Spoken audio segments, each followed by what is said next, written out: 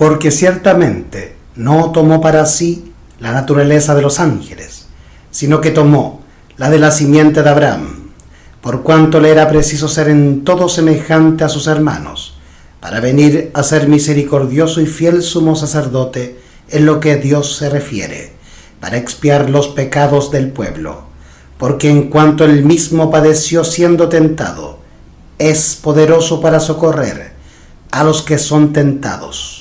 Hebreos capítulo 2, versículos 16 al 18. Bienvenidos a la lectura del libro Mensajes Selectos tomo 1 por Elena G. de White, capítulo 35. Tentado en todo, según nuestra semejanza.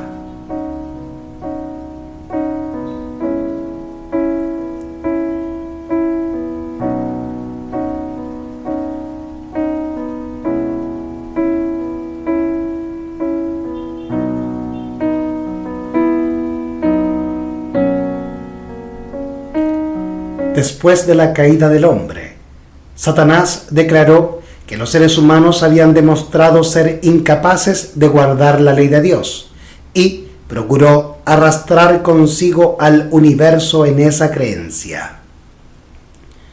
Las palabras de Satanás parecían ser verdaderas y Cristo vino para desenmascarar al engañador.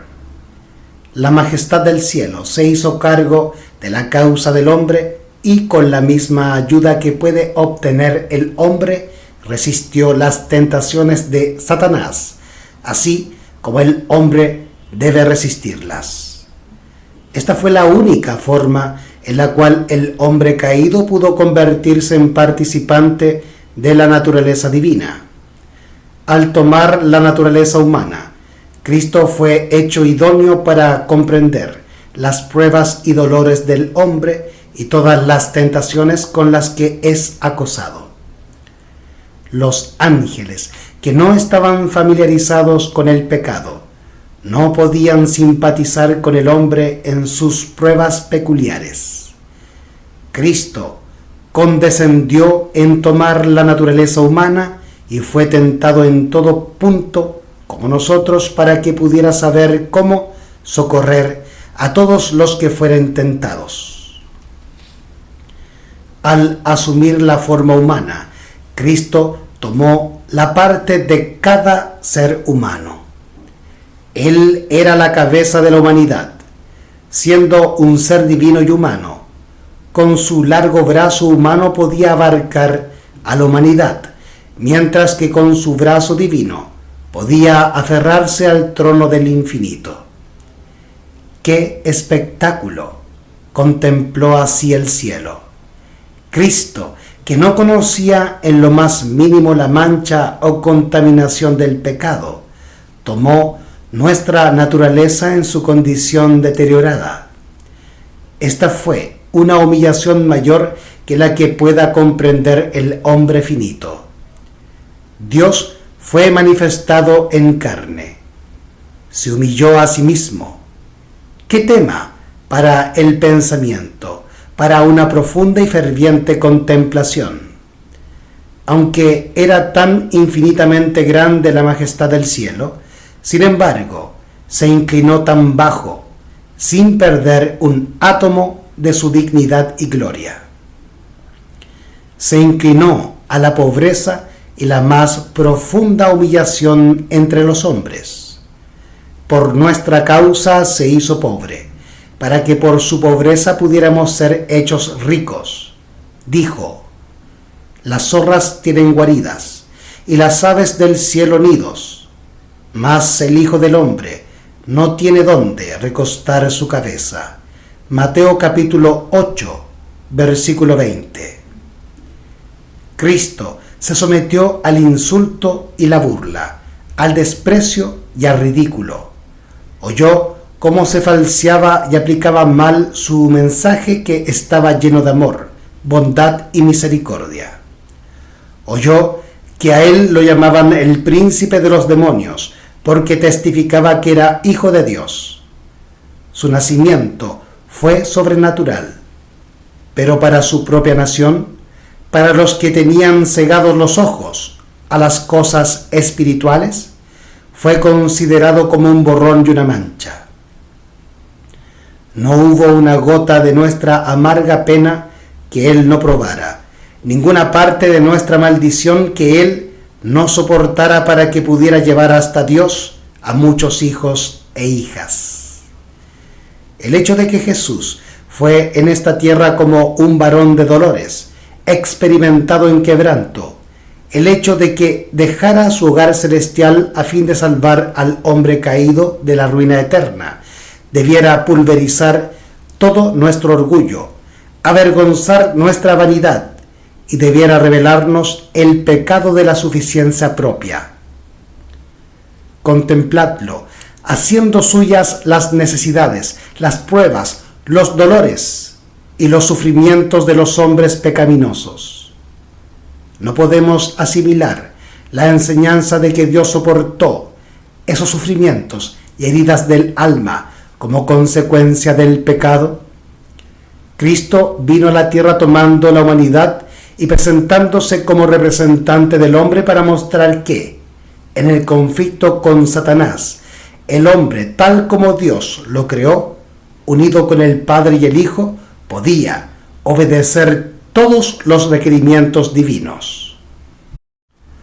Hablando por medio de su siervo, declara: sus mandamientos no son gravosos. Primera de Juan capítulo 5 versículo 3. Fue el pecado el que separó al hombre de su Dios, y es el pecado el que mantiene esa separación. Subtítulo: La profecía en el Edén.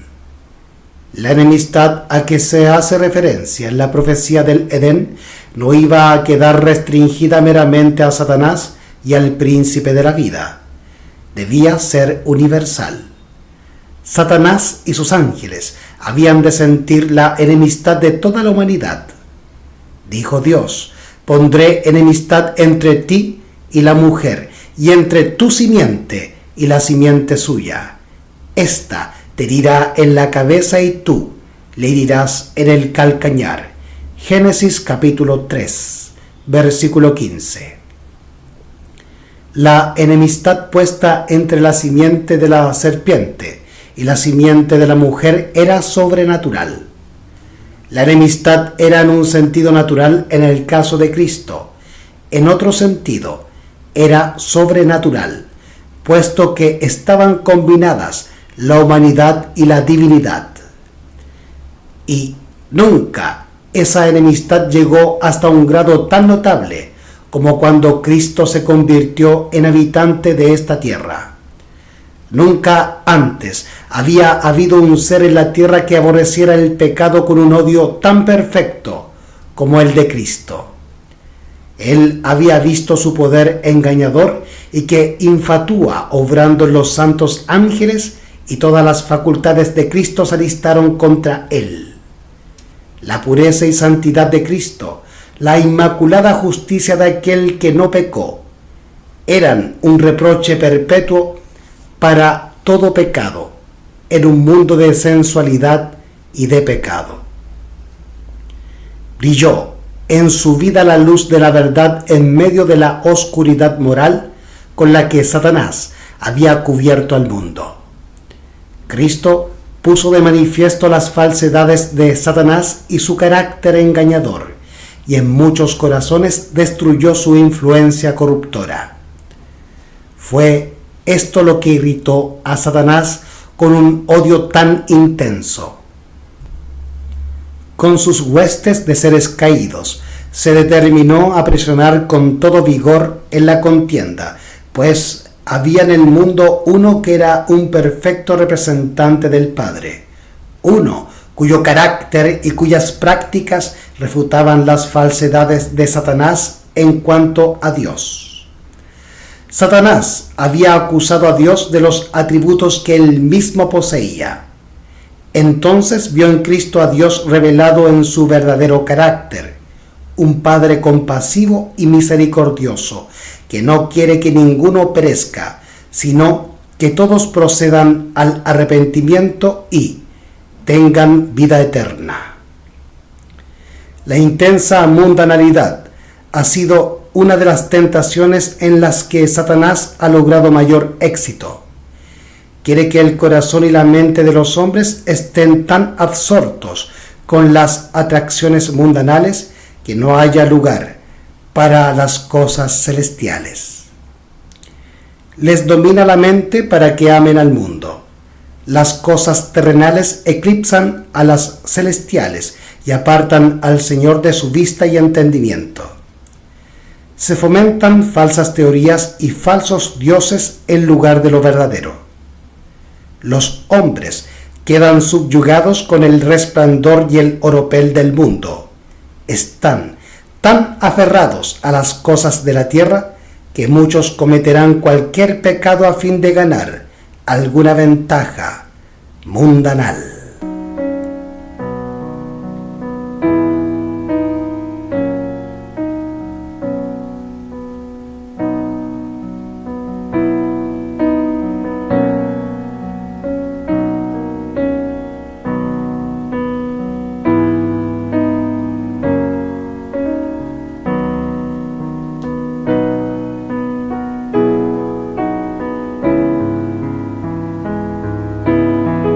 Fue en este punto donde Satanás pensó vencer a Cristo. Pensó que Cristo podía ser vencido fácilmente en su humanidad. Le llevó el diablo a un monte muy alto y le mostró todos los reinos del mundo y la gloria de ellos, y le dijo: todo esto te daré, si postrado me adorares. Mateo capítulo 4 versículos 8 y 9. Pero Cristo quedó inconmovible, sintió la fuerza de esa tentación, pero le hizo frente por nosotros y venció, y usó solo las armas que razonablemente pueden usar los seres humanos, la palabra de aquel que es poderoso en consejo. Escrito está. Mateo capítulo 4, versículos 4 y 10. Con qué intenso interés fue observada esta contienda por los ángeles celestiales y los mundos no caídos, mientras estaba siendo vindicado el honor de la ley. La controversia quedó definida para siempre, no solo para este mundo, sino para el universo del cielo. La confederación de las tinieblas también estaba alerta, esperando una apariencia de oportunidad para triunfar sobre el sustituto de la raza humana, divino y humano, a fin de que el apóstata pudiera exclamar: ¡victoria! Y el mundo y sus habitantes fueran su reino para siempre. Pero Satanás llegó solo al talón, no pudo tocar la cabeza. A la muerte de Cristo, Satanás comprendió que había sido derrotado. Vio que su verdadero carácter había sido revelado claramente a todo el cielo, y que los seres celestiales y los mundos que había creado Dios estarían plenamente de parte de Dios. Vio que quedarían definitivamente cortadas sus perspectivas de futura influencia sobre ellos. La humanidad de Cristo demostraría por los siglos eternos la cuestión que definía la controversia. Subtítulo: la impecable naturaleza humana de Cristo. Al tomar sobre sí la naturaleza del hombre en su condición caída, Cristo no participó de su pecado en lo más mínimo. Estuvo sujeto a las flaquezas y debilidades que rodean al hombre, para que se cumpliese lo dicho por el profeta Isaías cuando dijo: Él mismo tomó nuestras enfermedades y llevó nuestras dolencias. Mateo capítulo 8 versículo 17. Fue conmovido por el sentimiento de nuestras debilidades y fue en todo tentado a nuestra semejanza, y, sin embargo, no conoció pecado. Fue el Cordero sin mancha y sin contaminación. Primera de Pedro capítulo 1 versículo 19. Si Satanás hubiera logrado con su tentación que Cristo pecara en lo mínimo, habría herido la cabeza del Salvador. Tal como sucedieron las cosas, solo le pudo herir el talón. Si hubiera sido tocada la cabeza de Cristo, habría perecido la esperanza de toda la raza humana. La ira divina habría descendido sobre Cristo así como descendió sobre Adán. Hubieran quedado sin esperanza Cristo y la Iglesia. No debemos tener dudas en cuanto a la perfección impecable de la naturaleza humana de Cristo. Nuestra fe debe ser inteligente. Debemos mirar a Jesús con perfecta confianza, con fe plena y entera en el sacrificio expiatorio. Esto es esencial para que el alma no sea rodeada de tinieblas. Este santo sustituto puede salvar hasta lo último, pues presentó ante el expectante universo una humildad perfecta y completa en su carácter humano y una perfecta obediencia a todos los requerimientos de Dios. El poder divino es colocado sobre el hombre para que pueda llegar a ser participante de la naturaleza divina, habiendo escapado de la corrupción que está en el mundo por la concupiscencia. Por esto, el hombre arrepentido y creyente puede ser hecho justicia de Dios en Cristo. Mensajes selectos, tomo 1, por Elena G. de White.